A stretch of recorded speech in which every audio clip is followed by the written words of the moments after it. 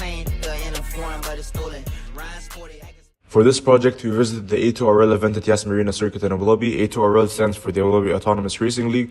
It's basically a new form of motorsport where there are cars racing. They're called Super Formula. They're very similar to F2 cars, but there is actually no driver inside. It's an AI system programmed by the engineers on the team. No human sits inside, no remote control, and the car races completely on its own.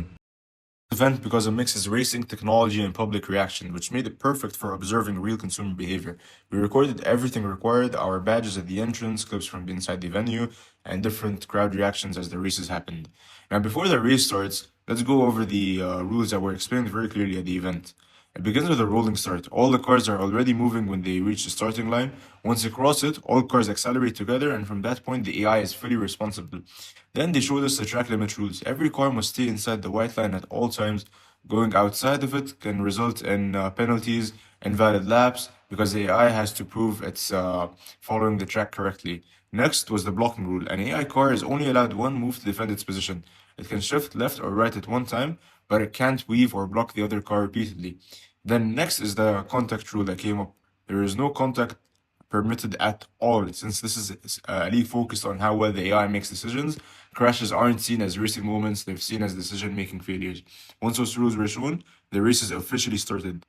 One of the most interesting moments was the human versus AI race, as a professional human driver had 10 laps to catch up to the AI car that went up first. At first, it looked like the AI was too far ahead, but every lap the gap got smaller. The crowd reacted to this immediately. People naturally supported the human because it felt familiar and emotional. By lap 7, the human was noticeably gaining and closing up the gap. By the final lap, he was about 0.7 seconds away from catching up to the AI, which is something crazy considering how the head start he had. Now, the close finish showed the difference between the behavior clearly. The human drove with instinct and risk-taking, while the AI relied on perfect consistency and no hesitation. It actually made the whole race way more intense than we expected. Now, the second race was fully AI versus AI. Right at the start, one of the cars made a clean overtake into turn 1. This moment was where the crowd realized AI wasn't just driving safely, it was actually making decisions, timing angles, risk evaluation, doing all of that on its own. As you can see on the clip, how the car was able to overtake the other one. Now, unfortunately, later on in the same race, things got a lot messier. Two AI cars were battling for position, one defended the other car, the other went for a pass, and their calculations didn't match. They collided, one car spun out, and the other lost control. This moment instantly changed how people viewed their technology. Comments like AI isn't ready yet, which shows selective perception. People focused heavily on the dramatic moment instead of the full race performance. The crash basically ended the race because only one car stayed clean and continued to go normally after that. The winner was the blue car because they avoided the crash, stayed consistent, and crossed the finish line.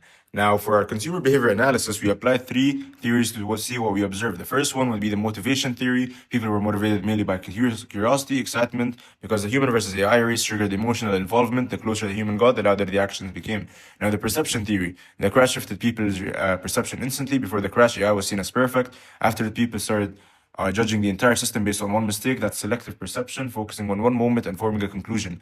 Now, finally, our final theory would be the social influence / social identity theory, because different groups behave differently. Motorsport fans focused on overtakes and speed. Tech fans focused more on how the AI made decisions. Families reacted to the entertainment factor. People have behaved based on the social groups they connected with. Our marketing strategies, from what we observed, were 3 strategies that fit the audience. The first one would be experimental marketing, set up interactive AI racing simulators behind the tech scenes, demo or pit lane walk-ins. This matches the high involvement behavior of visitors who want to experience technology, not just watch it. Now, the second one is segment content strategy. Different groups wanted different things. Motorsport fans wanted action, tech fans wanted data and decision, families wanted visuals and simple explanations. Tailoring the content to each group increases engagement. Now, finally, influencer and community partnership.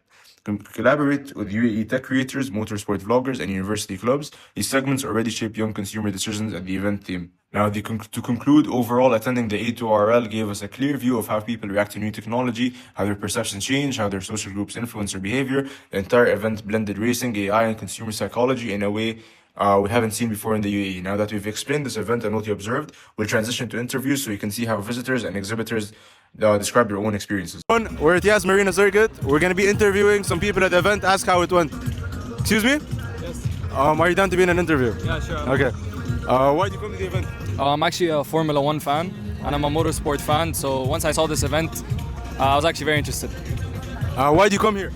Like I said, it's a mix of motorsports and a mix of AI because I study AI in uni.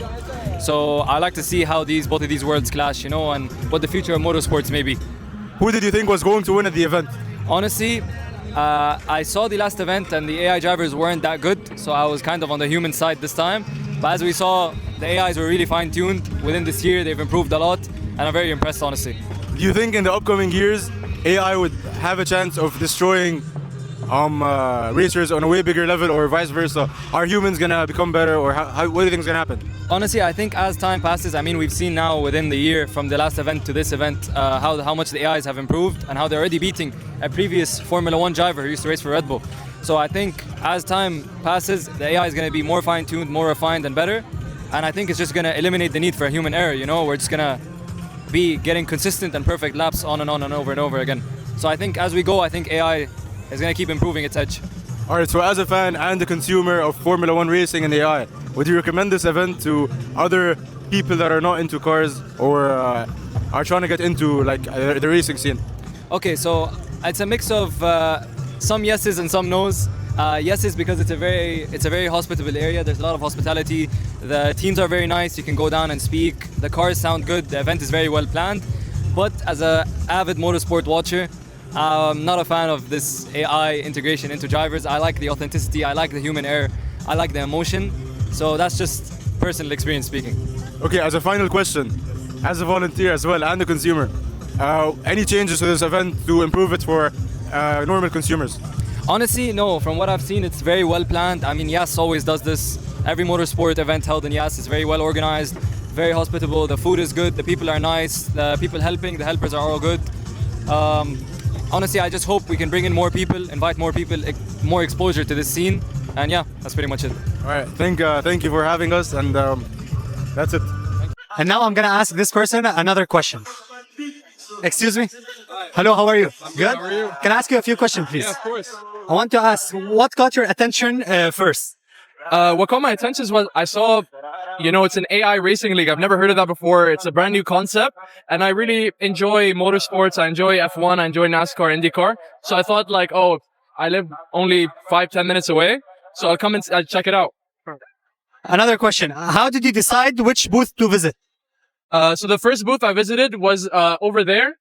I don't know if you can see it, but it's over there. It's the car over here. So it's like just showcasing the car, how it is, and showcasing like the physics of how it works, and also then how the AI integrates into the car as well. Did other influence your choices?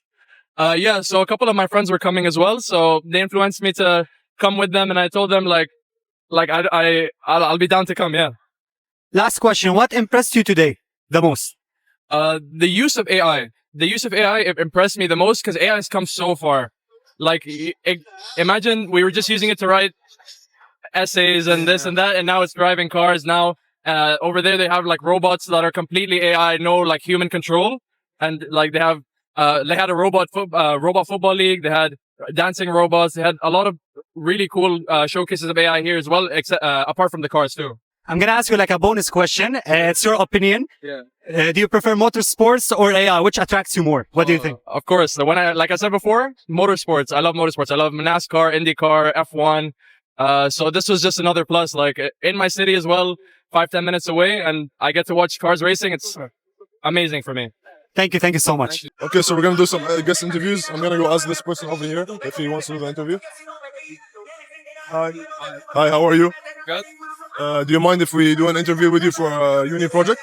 Sure. Okay, good. Okay. So I'm gonna ask you a few questions and just answer them. The first question is, what brought you here? So I came here to have fun, watch a good race. Also, the event was free. What caught your attention first? In what terms? What when you were walking around, what caught your attention? Oh, as soon as I walked in, there were so many robots walking around, and it was a first time experiencing this new era of robots, being able to walk around and you can interact with them. Yeah, that's great. What attracted you more, the AI or the motorsports? For the race? For the event.